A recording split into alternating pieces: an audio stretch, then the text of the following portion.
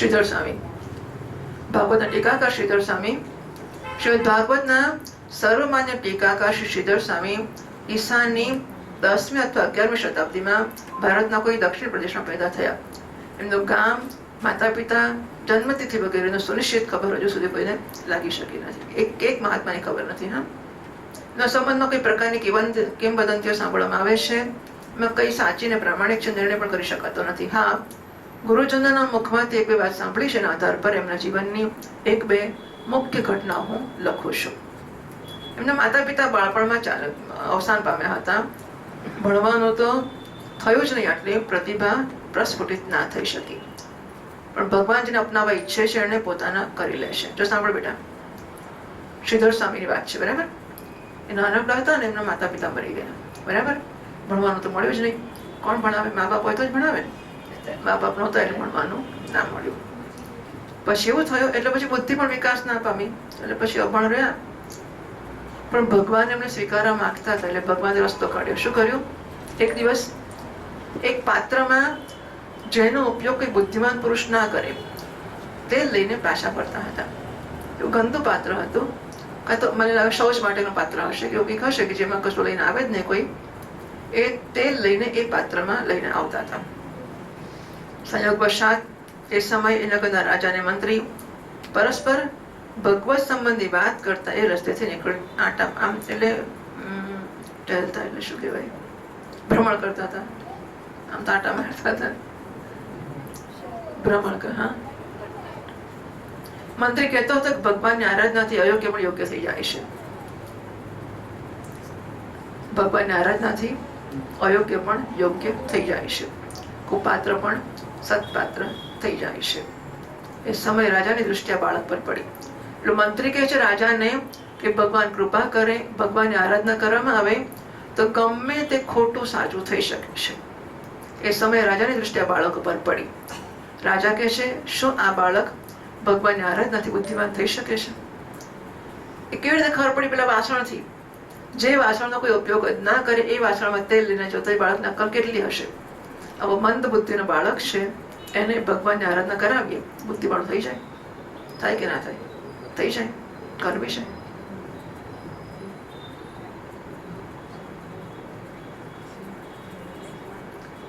મંત્રી બહુ વિશ્વાસ સાથે કે અવશ્ય થઈ જાય. ભગવાનની કઈક એવી પ્રેરણા હતી. પરીક્ષાને માટે આ બ્રાહ્મણ બાળકને ભગવાનની આરાધનામાં લગાવવામાં, આ તો ખાલી એક્સપેરિમેન્ટ ને પ્રયોગ કરવા ખાતર જ એને ભગવાનની આરાધનામાં લગાડવામાં આવ્યો. એમણે વિધિપૂર્વક નૃસિંહ મંત્રની દીક્ષા એમને અપાવવામાં આવી. યોગ્ય બ્રાહ્મણ પાસે લઈ ગયા. નૃસિંહ મંત્રની દીક્ષા અપાવવામાં આવી. એને ઉપાસના પદ્ધતિ તથા ધ્યાનની વિધિ શીખવવામાં આવી. હવે આ બ્રાહ્મણ બાળક બધા પ્રકારથી ભગવાન નૃસિંહની ઉપાસનામાં લાગી ગયા. એમને સરળતા અને સાચી નિષ્ઠાના ફળ સ્વરૂપે ભગવાનને એને કશી અક્કલ હતી જ નહીં, બુદ્ધિ નહીં, સમજ નહીં, ભણેલા નહીં, સંસ્કાર કશું ને, બ્લેન્ક સ્લેટ, અત્યંત શુદ્ધ હૃદય હતું. એટલા માટે જયારે કહેવામાં આવે બેટા આ કર, એટલે પોતાની, કારણ કોઈ ડિસ્ટ્રેક્શન જ નહોતું. કઈ પત્ની હોય, બાળક હોય, મા બાપ હોય, ભણવાનું હોય, પરીક્ષા હોય, પૈસા હોય, નોકરી હોય, ભાઈ બહેનો હોય, સગાવાલા કશું હોય તો મન ત્યાં જાય ને, કશું જ નહોતું. સંપૂર્ણ બધી શક્તિ એની ક્યાં લાગી ગઈ? ક્યાં લાગી? બધી શક્તિ ક્યાં લાગી ગઈ? આરાધના. કોની? નરસિંહ ભગવાનની. વાહ ભાઈ વાહ. એની સરળતા અને સાચી નિષ્ઠાના ફળ સ્વરૂપે ભગવાને સાક્ષાત દર્શન આપ્યા અને એમને વેદ વેદાંત વગેરેનું સંપૂર્ણ જ્ઞાન તથા પોતાના ચરણ કમળોમાં અન્ન અને પ્રેમનું વરદાન આપીને અંતર્ધાન થઈ ગયા. હવે તો પૂછશો શું? એમની પ્રતિભા અને શાસ્ત્ર જ્ઞાનની સામે મોટા મોટા વિદ્વાનો પણ માથું ઝુકાવી દેતા હતા. રાજાને તેમની બહુ માન પ્રતિષ્ઠા થઈ ગઈ. એમને કે સંપત્તિનો તો ઢગલે ઢગલા થઈ ગયા.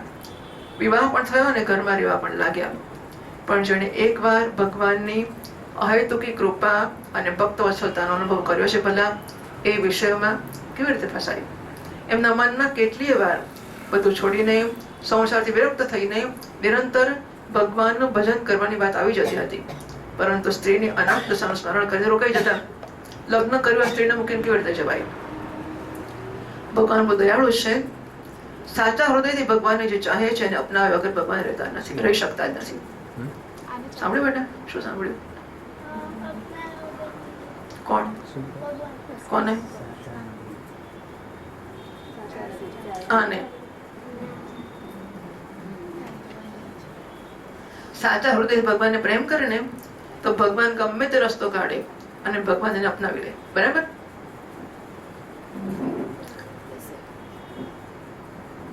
થોડાક દિવસોમાં એમની પત્ની ગર્ભવતી થઈ. બાળકનો જન્મ થયો અને બાળક જન્મતા માતા મરી ગઈ.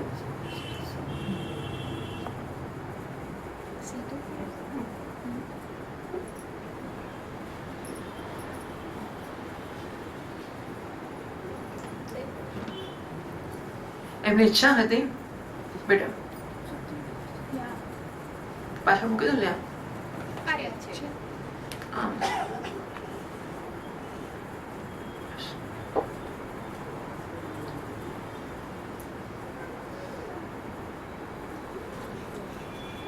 તો એમની ઈચ્છા હતી કે ભગવાનનું ભજન કરું, ઘર છોડી દઉં, પણ પેલી સ્ત્રીને જોઈને મન થતું નહોતું. એક દિવસ એવું થયું કે પત્નીને બાળક જન્મ્યો અને બાળક જન્મતા પત્ની મરી ગઈ.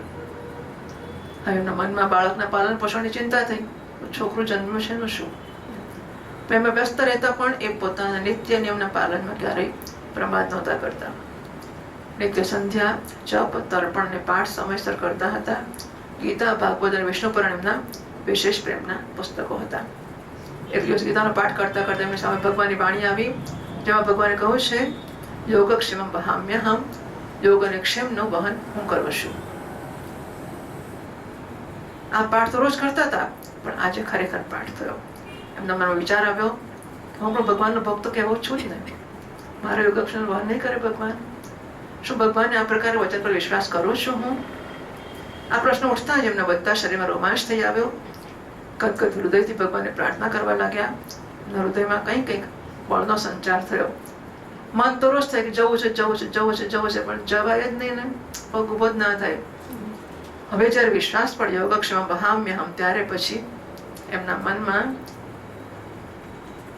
જરા જરા હિંમત આવી ગઈ કે હવે હું કઈ વાંધો નહીં, છોડી તો દઉં છું. એમણે બાળકને ભગવાનના આશ્રય છોડીને ભજન કરવાનો નિશ્ચય કર્યો.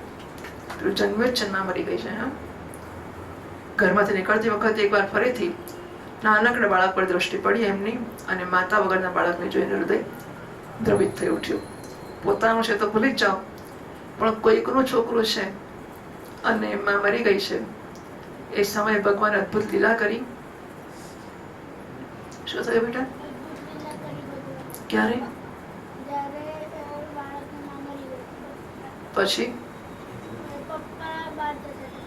ક્યાં જતા હતા? ઘર છોડવા. પછી શું થયું? પાછા આવ્યા? પાછા આવ્યા બેટા. એ આમાં જતું રહે છે. એટલે બસ પતી ગયો ને, હવે બંધ કરી દેવાનું. સાંભળો બેટા, સરસ છે વાર્તા. હા હા, સાંભળે જ છે તો મને એમ કે જરા વધારે સાંભળે. એટલે પેલું છોકરું બિચારું ચિંતા થઈને પાછા આવ્યા. ભગવાને ત્યારે એક સરસ લીલા કરી, અદ્ભુત લીલા. મકાનની છતમાંથી એક પક્ષીનું ઈંડું એમની સામે નીચે પડ્યું, તરત ફૂટી ગયું. એમાંથી એક નાનકડું પક્ષીનું બચ્ચું નીકળ્યું અને નિશ્ચેષ્ટ જેવું થઈને ધીમે ધીમે આવડું આમ તો બચ્ચું અને પડ્યું એટલે પછડાય ને, અને હજુ તો કેટલું નાનું છે, લગભગ તો બેભાન જેવું થઈ ગયું, પણ જરા જરા મોઢું હલાવવા માંડ્યું. એના ભાભી શ્રીધર સ્વામીને શ્રીધર સ્વામીને લાગે કે મરી જ જશે, હવે શું થવાનું છે. પણ શ્રીધર સ્વામીને પતિત થયું કે આ પક્ષીનો બચ્ચો, એને ભૂખ લાગી છે, જો નહીં મળે કશું તો હમણાં જ મરી જશે. આ ચિંતામાં જ હતા હજુ. એટલામાં ઈંડાથી નીકળેલા રસ ઉપર એક પેલું ઈંડું ફૂટે ને તો પીળો પીળો ચીકણો ચીકણો રસ નીકળે એમાં, બરાબર? બચ્ચું પણ નીકળ્યું, આજુબાજુ પેલો રસ પડ્યો છે. વિચાર શ્રીધર સ્વામી વિચારે છે કે આ છોકરું મરી જશે, બચ્ચું મરી જશે હમણાં. ત્યાં જ એક માખી આવી અને પેલા રસમાં ચોંટી ગઈ. જો ઉડતી હોત તો બચ્ચો પકડી ના શક્યો, પેલું નાનું છે. એટલે માખી ઉડતી ઉડતી આવી અને પેલો ચીકણો રસ પીળો પડ્યો તેમાં ચોંટી ગઈ. એ બચ્ચાએ જોયું અને એને ખાઈ લીધી. ધીમે ધીમે મજબૂત થઈ ગયું. ભગવાને આ લીલા જોઈને એમના હૃદયમાં બળ આવી ગયું. એમણે ભગવાનની અભયવાણીનો પ્રત્યક્ષ દર્શન કરી લીધું. બધું જ છોડીને ભગવાનના ભજન માટે નીકળી પડ્યા અને કાશીમાં જઈને વેદાંતનો શ્રવણ મનન નિધિધ્યાસન કરીને આત્મ સાક્ષાત્કાર કરી લીધો અને ભગવાનના ભજનમાં તલ્લીન થઈ ગયા. એમના વેદાંત જ્ઞાનની સાથે ભક્તિનો કેટલો મેળ હતો, એ એમની કેટલી પ્રધાનતા હતી, એ વાત એમની ટીકા ગ્રંથોથી સ્પષ્ટ થાય છે.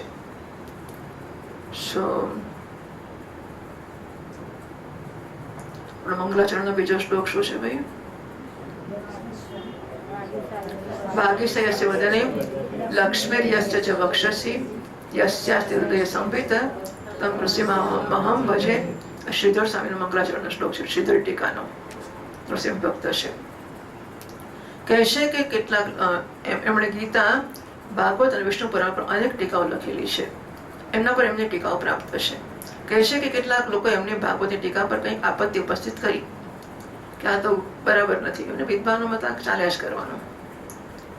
એ સમયે શ્રીધર સ્વામીએ ભગવાન વેણી માધવની સાક્ષી માનીને એમના મંદિરમાં પુસ્તક રાખ્યું. ત્યારે ભગવાને સ્વયં ઉઠાવીને હૃદય સાથે લગાવ્યો પુસ્તક. આ વાત અનેક સાધુ મહાત્માઓની સન્મુખ થઈ. ત્યારથી વિરોધીએ પણ એમનો મહત્વનો સ્વીકાર કરી લીધો. અદ્વૈત મતના અનુયાયી અને શંકરાચાર્ય સંપ્રદાયમાં હોવા છતાં પણ એમણે એટલી પ્રેમપૂર્ણ ટીકા લખી છે કે મહાપ્રભુ ચૈતન્ય દેવે પણ એમની ભૂરી ભૂરી પ્રશંસા કરી. શ્રીધર સ્વામી આમ તો વેદાંતી છે, પણ છતાંય પ્રેમ એટલો બધો એમનામાંથી વ્યવહાર છે કે ચૈતન્ય સ્વામીએ પણ એમની ટીકાનો સ્વીકાર કર્યો, પ્રશંસા કરી છે. શ્રીધર સ્વામીનું અધિકાંશ જીવન આ ગ્રંથોની પર્યાલોચનમાં વ્યતીત થયું છે અને ભગવાનના ભજનમાં લાગ્યા રહ્યા આથી એમના જીવનના વ્યવહારિક અંશનો નહીં જેવું જ છે એવું અનુમાન થાય છે. એમનું જીવન ગીતા, ભાગવત વગેરેની ટીકાઓના રૂપમાં આપણી સામે છે. જ્યાં સુધી ગ્રંથો રહેશે ત્યાં સુધી એમાંથી